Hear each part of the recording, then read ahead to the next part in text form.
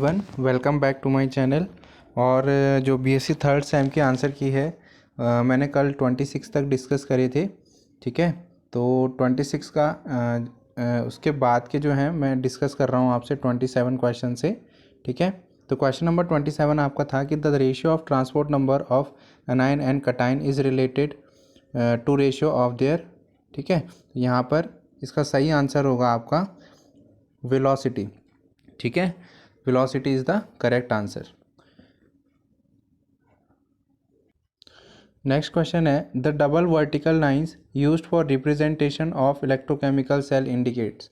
देखो, जब आप कभी भी जो है मतलब ऐसे लिखते हैं, आप हाफ सेल रिएक्शंस लिखते हैं। क्या लिखते हैं? इलेक्ट्रोकेमिस्ट्री में आप आपको सिखाया जाता है सेल रिप्रेजेंटेशन कॉपर। एक मिनट, आपको सिखाया जाता है कॉपर। ठीक है, आपको सिखाया जाता है कॉपर सॉलिड, फिर आपको दिखाया जाता है कॉपर +2 स्लैश डबल लाइन दिखाई जाती हैं, फिर जिंक स्लैश जिंक +2। ठीक है, तो ये जो डबल लाइन है वो बता रही है क्या इंडिकेट कर रहा है? तो ये डबल लाइन आपका होता है salt bridge. It is your salt bridge. ठीक है, आपको पता है सॉल्ट ब्रिज क्या करता है? इलेक्ट्रॉन न्यूट्रलिटी को मेंटेन करता है। तो ऑप्शन इसका सही आंसर हो जाएगा ऑप्शन बी। क्वेश्चन नंबर है 29 which chemical is present in calomel electrode. देखो, यहाँ पर सारे ही जो ऑप्शन हैं वो करेक्ट है। Option A Hg2Cl2 KCl BHg। ठीक है, तो सब ये जो है सब केमिकल से प्रेजेंट होते हैं। तो इसका सही आंसर जो होगा, इसका जो सही आंसर होगा वो होगा आपका ऑप्शन डी। ठीक है, जो नेक्स्ट क्वेश्चन है आपका the chemical present in glass electrode is. देखो, ग्लास इलेक्ट्रोड में भी आपके ये सारे chemicals AgCl HCl and Ag ये सब के सब प्रेजेंट होते हैं। तो इसका सही आंसर हो जाएगा आपका ऑप्शन डी। नेक्स्ट क्वेश्चन है आपका क्वेश्चन नंबर 31 है from electrochemical cell which parameter can be determined by using Nernst equation. देखो, नर्स्ट इक्वेशन से आप कौन कौन से पैरामीटर्स को डिटरमाइन कर सकते हैं? तो आपका ये सारे ऑप्शंस इसके सही हैं। आप उससे सॉलिबिलिटी को भी डिटरमाइन कर सकते हैं। ठीक है, सॉलिबिलिटी भी, वैलेंसी भी एंड इक्विलिब्रियम कांस्टेंट भी। तो इसका सही आंसर हो जाएगा आपका ऑप्शन डी। क्लियर है? नेक्स्ट क्वेश्चन है which metals react with dilute H2SO4। तो इसका सही आंसर होगा जिंक। ठीक है, जिंक जो है आपका जल्दी रिएक्ट करेगा डाइल्यूट H2SO4। ठीक है, नेक्स्ट क्वेश्चन है विच मेटल ऑक्सीडाइजेस H2। देखो, ये इलेक्ट्रोकेमिकल सीरीज से आपका आप क्लास 12th में इलेक्ट्रो में भी पढ़ते हैं उसको।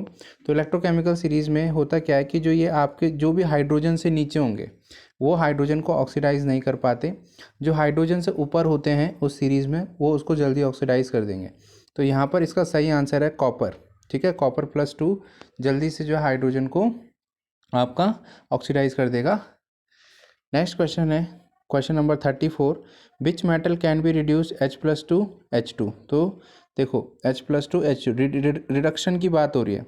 ठीक है, तो रिडक्शन की बात हो रही है तो हाइड्रोजन से नीचे जो भी होंगे वो सब उसका रिडक्शन कर सकते हैं। तो ये जो सारे के सारे मेटल्स हैं आपके जिंक, मैग्नीशियम और सोडियम, ये आप जब इलेक्ट्रोकेमिकल सीरीज़ में देखेंगे तो हाइड्रोजन से नीचे होंगे। ठीक है, तो ये सारे के सारे हाइड्रोजन को क्या कर सकते हैं? रिड्यूस कर सकते हैं H2 में। ठीक है, H+ को रिड्यूस कर सकते हैं H2 में। तो इसका जो सही आंसर हो जाएगा वो हो जाएगा आपका ऑप्शन डी। इसका सही आंसर हो जाएगा ऑल ऑफ द अबव।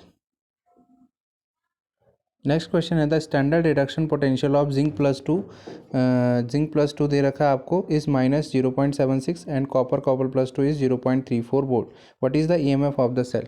देखो, EMF हमेशा पॉजिटिव आना चाहिए, पहले तो ये आप ध्यान में रखो। ठीक है, अगर EMF पॉजिटिव नहीं आएगा तो सेल बंद तो जाएगा लेकिन सेल वर्क नहीं करेगा। ठीक है, तो जो EMF का फॉर्मूला होता है वो होता है E0 of cathode minus E0 of anode. ठीक है, तो कैथोड कौन होगा? हमेशा पॉजिटिव वाली वैल्यू यानी 0.34, फिर माइनस होता है एक, फिर माइनस नेक्स्ट जो है वो क्या है आपका 0.76। ठीक है, तो जब इसको सॉल्व करेंगे, जब आप इसे सॉल्व कर लेंगे तो आपका जो आंसर आएगा वो आएगा 1.10